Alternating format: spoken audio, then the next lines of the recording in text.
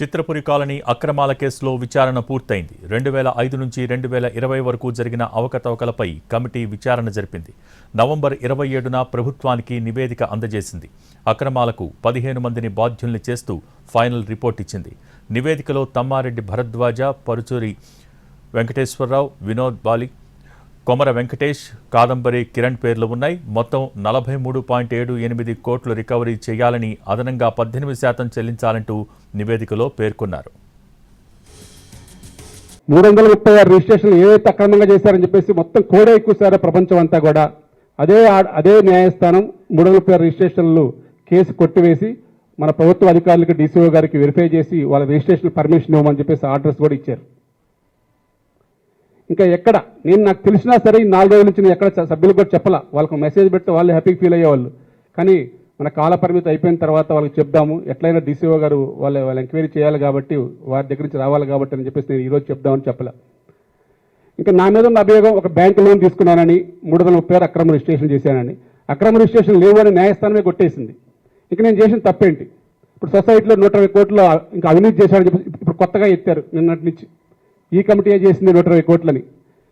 మేమే ఎంక్వైరీ వేయమని కూడా మేమే కోరుకుంటున్నాం. ఇది నిజాయితీగా ఉండాలంటే ఎంక్వైరీ మనకు ఫైనల్. ఎంక్వైరీ రిపోర్ట్ చేస్తే క్లియర్గా అర్థమవుతుంది. మీకు గతంలో కాంట్రాక్ట్కి అడ్వాన్స్ ఇచ్చారు. ఇప్పుడు మేము గతంలో ఉన్న లాగా కాదు. ఇప్పుడు కాంట్రాక్ట్కి మేము సొసైటీ నుంచి డబ్బు ఇవ్వాలి. ఇప్పుడు చేసిన పనికి డబ్బు ఇవ్వక పనులు ఆగిపోతున్నాయి. ఇక్కడ ఇంత కష్టపడుతూ పనిచేస్తున్నా కానీ, ఇన్ని నిందలు పడ్డా కానీ చేసేది ఒకటే, చిత్రపూర్ లక్ష్యంగా పనిచేస్తున్నాం, చిత్రపూర్ అభివృద్ధి కోసం పనిచేస్తున్నాం, చిత్రపూర్ సంక్షేమం కోసం.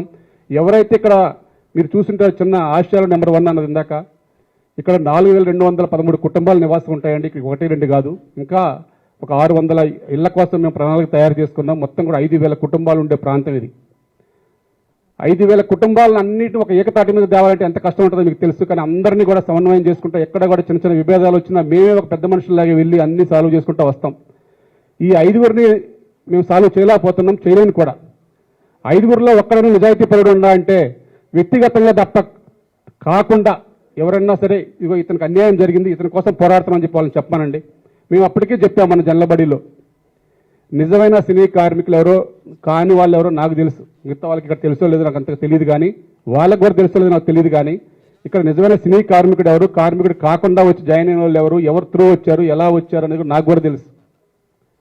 కాబట్టి నేను ఈజీగా వాళ్ళు ఐడెంటిఫై చేయగలను. కాబట్టి వారందరినీ తీసివేసి నిజమైన సినీ కార్మికులు ఇప్పుడు ఉన్న అందరికీ కూడా, ఇప్పుడు మన ఫౌండర్ ప్రభాకర్ రెడ్డి గారు ఉన్నారండి. ప్రభాకర్ రెడ్డి గారికి ఆయన చనిపోయారు, వాళ్ళ ఫ్యామిలీ మొన్నటి వరకు రాలేదు, తర్వాత వచ్చారు. వారికి కూడా ఇల్లు లేదు ఈ రోజు దాకా. వారికి ఇల్లు కేటాయించాం. ఒక సినీ కార్మికుడు కాని వాళ్ళు ఇల్లు తీసేసి వాళ్ళకి కేటాయించాం. అది కూడా తప్పంటారు. ఇప్పుడు ఆ ఇల్లు నేను ఎవరికైనా బయట వాళ్ళకి ఏమైనా ఇస్తే అనుకోవాలి. తర్వాత గిరిబాబు గారికి కానీ వాళ్ళ ఫ్యామిలీకి కానీ, ఇట్లా ఉమాయూన్ గారికి కానీ, ఇట్లా ఇప్పుడు సుద్దాల అశోక్ తేజ గారు ఆయన సినిమా అతనే కదా, ఆయనకు కానీ, ఇట్లా మన సింగర్ మనో గారికి కానీ, ఇటువంటి వాళ్ళకి ఇస్తున్నా కానీ వాళ్ళు మా ఫ్లాట్ తీసేయొద్దు, వేరే వాళ్ళ ఫ్లాట్లు తీసేయంటారు. మరి ఇది ఎక్కడ న్యాయం అర్థం? ఇప్పుడు వాళ్ళు ఒకటే సిద్ధాంతం మీద పోరాడాలి. ఎవరు పోరాడినా ఒక సిద్ధాంతం ఉండాలి. నిజమైన సినీ కార్మికుడు కాని వాళ్ళని తీసేయండి అని వాళ్ళే కొట్లాడుతున్నారు. కార్మికుడు కాని వాళ్ళని తీసివేసి నిజమైన సినీ కార్మికుడికి ఇస్తుంటే నా ఫ్లాట్ తీసేయొద్దు, వేరే వాళ్ళ ఫ్లాట్ తీసేయండి అంటారు మళ్ళీ వాళ్ళే. మళ్ళీ అదే తీసివేసిన సభ్యులందరినీ కూడా ఏకం చేసుకొని ఈరోజు న్యాయస్థానాల చుట్టూ వాళ్ళ దగ్గర డబ్బులు వసూలు చేసుకొని చుట్టూ తిరుగుతూ ఉన్నారు. నేను అంతిమంగా ఒకటే చెప్పేది, 5 సంవత్సరాలు పోరాడారు. ఇప్పటికైనా సరే మీ దగ్గర ఏమన్నా ఉంటే పెద్దల సమక్షంలో కూర్చోండి, సొసైటీ అభివృద్ధి కోసం సహకరించమని కోరుతాను తప్ప నేను ఏమి వాళ్ళ గురించి ఒక విమర్శ కూడా చేయలేదు. ఈరోజు మాత్రం వాస్తవంగా ఓపెన్గా చెబుదాం అనుకున్నా.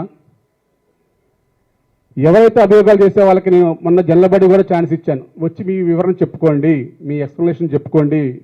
చెప్పుకుంటే సభ్యులు కనుక వాళ్ళు ఉపేక్షిస్తే మీ సభ్యత్వాలు తీసివేయమని. సరే, సభ్యత్వాలు రేపు న్యాయస్థానంలో రావచ్చు, పోటీ చేయొచ్చు. వాళ్ళు నేను పోటీ చేయడం గురించి మాట్లాడలేదు.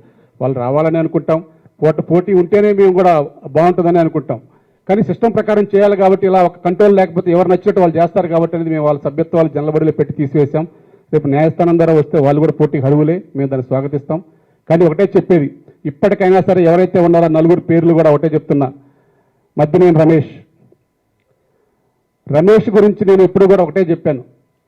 ఆయనకి ఒక రోస్ అలాట్ అయిన మాట వాస్తవం, రోస్ నెంబర్ 57. ఆ తర్వాత ఆయన సినిమా ఆర్థిక కష్టాలతో ఆ ఇల్లు గత అధ్యక్షుల వారికి ఇచ్చేసి వేరే ఈడబ్ల్యూఎస్ ఫ్లాట్ తీసుకున్నాడు, E5104. ఆ తర్వాత అది కూడా అఫీషియల్గా 5 మెన్ కమిటీ అలాట్మెంట్ చేసింది, నేను చేయలేదు, ఇంకో కమిటీ వాళ్ళు చేయలేదు. అయినా సరే అవన్నీ కూడా పక్కన పెట్టేసి ఆయన ఒక డైరెక్టర్స్ యూనియన్ ద్వారా ఒక 15 మంది సభ్యులను ఇక్కడ యూనియన్లో చేర్పిస్తే వారందరినీ కూడా తీసివేయడం జరిగింది. మేము తీసేయలేదండి, మళ్ళీ నేను తీసేసాను అనుకుంటారు. గతంలో దాసరి నారాయణరావు గారు చైర్మన్గా డైరెక్టర్స్ యూనియన్లో ఒక కమిటీ వేసి మా కార్డు ద్వారా చిత్రపూర్లో డైరెక్టర్స్ యూనియన్ కార్డులు ఇచ్చి, అప్పుడు ఆయన సెక్రటరీ డైరెక్టర్స్ యూనియన్లో జనరల్ సెక్రటరీగా ఉన్నారు కాబట్టి అక్కడ కార్డులు ఇచ్చేసి చిత్రపూర్లో సభ్యులుగా జాయిన్ చేశాడని చెప్పేసి వారు నిర్ధారణ చేసిన తర్వాత వారు తీసివేయమని డీసీఓ గారికి వాళ్ళకి లెటర్లు పెట్టడం జరిగింది. దానికి అనుగుణంగా గత కమిటీ ఇక్కడ మేము అప్పుడు నేను చిత్రపురి కాలనీ అక్రమాల కేసులో విచారణ పూర్తయింది. 2005 నుంచి 2020 వరకు జరిగిన అవకతవకలపై కమిటీ విచారణ జరిపి నివేదికను సమర్పించింది. దీనికి సంబంధించి పూర్తి డీటెయిల్స్ లైవ్లో అందించేందుకు సిద్ధంగా ఉన్నారు NTV crime input editor Ramesh Vytla. Ramesh, over to you.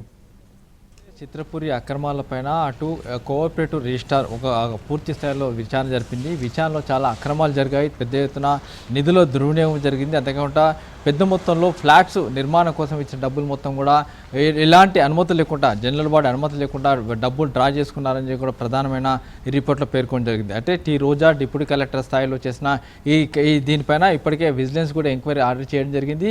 అయితే దీనిపైన ఫర్దర్గా ఒక క్రిమినల్ కేసు కూడా నమోదయ్యే అవకాశం అయితే కనబడుతుంది. అయితే గతంలో ఉన్న ఇప్పుడు ఈ రోజు వరకు ఈ కమిటీ సంబంధించి పదవీ కాలం పూర్తవుతుంది. ఈ నేపథ్యంలో ఈ కమిటీ మీద ఆరోపణలు చేస్తూ చాలామంది కూడా ఫిర్యాదు చేస్తే చివరికి దీనిపైన పూర్తి స్థాయిలో దాదాపుగా 2025 నుంచి 2025 సంవత్సరం దాదాపు 5 సంవత్సరాల పాటు జరిగిన అక్రమాలకు సంబంధించి పూర్తి స్థాయిలో విచారణ జరిపినప్పుడు దాదాపుగా 43 కోట్ల రూపాయల వరకు అక్రమాలు జరిగాయి.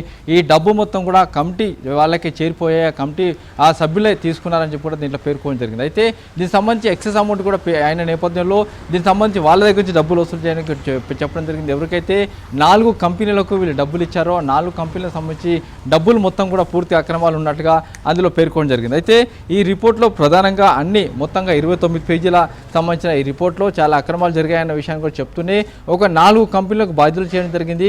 ఇందులో అక్కడ కన్స్ట్రక్షన్ చేయడానికి ఐవీఆర్సీఎల్ నుంచి ముందుగా ఒప్పందం చేస్తున్నారు. ఆ కంపెనీకి మొత్తంగా 116 కోట్ల రూపాయల డబ్బులు చెల్లించడం జరిగింది. ఆ తర్వాత ఐవీఆర్సీఎల్ నుంచి కూడా పూర్తిగా తర్వాత కూడా పూర్తి స్థాయిలో కూడా క్యాన్సిల్ చేశారు. చేసిన తర్వాత ఆ డబ్బులు 116 కోట్ల రూపాయలు తిరిగి అకౌంట్లోకి వచ్చిన తర్వాత మిగతా 4 కంపెనీలకు తిరిగి చెల్లిస్తున్నట్టుగా పేర్కొనడం జరిగింది. అయితే దీనికి సంబంధించి చూసినట్లయితే ఐవీఆర్సీఎల్ నుంచి తీసుకున్న డబ్బులు మొత్తాన్ని కూడా మిగతాగా ఒక కంపెనీ ఏదైతే ఎస్పీజీ ఎంటర్ప్రైజెస్ కావచ్చు, ఇక్కడ సంబంధించి చూసినట్లయితే ఎవరైతే బాధ్యులు ఉన్నారో దానికి సంబంధించి పూర్తిగా పేర్కొంటుంది. ఎస్పీజీ ఎంటర్ప్రైజెస్ కావచ్చు, మిగతా కంపెనీలు కావచ్చు, మొత్తంగా 4 కంపెనీలకు వీళ్ళు డబ్బులను పంపించి వేశారు. అయితే క్యాష్ ని విత్డ్రా చేసుకున్నారు. ఆ క్యాష్ మొత్తాన్ని చూసినట్లయితే అప్పటి ఉన్న కమిటీ సభ్యులు ఎవరైతే ఉన్నారో ఆ కమిటీ సభ్యులు పూర్తిగా బాధ్యత వహించాలని చెప్పి కూడా 43 కోట్ల రూపాయల అక్రమాలు జరిగాయని చెప్పి కూడా పేర్కొని జరిగింది. అప్పుడు సంబంధించిన ఎక్స్ ప్రెసిడెంట్ కొమర వీరయ్య, తర్వాత వినోద్ బాల వైస్ ప్రెసిడెంట్, కృష్ణమోహన్ రెడ్డి, ఆ తర్వాత Paruchuri Venkateswararao, K Kadambari Kiran, Anil Vallabhaneni ex member, తర్వాత మధుమోహన్ రెడ్డి, చంద్రమోహన్, రాజేశ్వర్ రెడ్డి, రఘు, ఇట్లా మొత్తంగా 43 కోట్ల రూపాయలకు సంబంధించి అక్రమాలు జరిగాయని చెప్పి కూడా ఈ రిపోర్ట్లో స్పష్టంగా పేర్కొనడం జరిగింది. అయితే దీనికి సంబంధించి కూడా ఈ డబ్బులు మొత్తం కూడా 18% వడ్డీ వేసి వాళ్ళ దగ్గర నుంచి వసూలు చేయాలని పేర్కొనడం జరిగింది. దీంట్లో స్పష్టంగా ప్రతి దాంట్లో కూడా ఎవరెవరు అక్రమాలు జరిగాయి, ఎలా అక్రమాలు జరిగాయి, ఎవరు దీంట్లో ప్రాతులు ఉన్నారు, ఎవరు ఏ విధంగా అక్రమాలు చేశారు, 4 కంపెనీలకు సంబంధించిన డబ్బులు ఏ విధంగా ఫ్లోట్ చేశారు, ఆ డబ్బులు ఏ విధంగా ఆ కంపెనీలకు చేరిపోయినాయి, ఆ కంపెనీలకు చేరిన తర్వాత డబ్బులు మొత్తం కూడా వీళ్ళు క్యాష్ రూపంలో వీళ్ళ కమిటీ రూపానికి ఎలా వచ్చాయి అన్న విషయం కూడా దీంట్లో పెరగడం జరిగింది. అయితే దీన్ని చూసినట్లయితే పేమెంట్ ఏ విధంగా వెళ్ళింది అన్న విషయం కూడా స్పష్టంగా దీంట్లో చెప్పడం జరిగింది. దీంట్లో ముఖ్యంగా చూసినట్లయితే ఆ 4 రియల్ ఎస్టేట్ కంపెనీలకు డబ్బులు వెళ్తే ఆ డబ్బులు తిరిగి ఏదైతే ఇక్కడికి వీళ్ళ కమిటీ సభ్యులకు వచ్చినట్టుగా పేర్కొంటున్నారు. అయితే దీనికి సంబంధించి కూడా ఒక విజిలెన్స్ కమిషన్ వేయడం జరిగింది. దీనికి సంబంధించి పూర్తిసారి దర్యాప్తు చేస్తున్నట్లు ఇప్పటికీ అధికారులు చెప్తున్నారు. భోగి. Thank you Ramesh.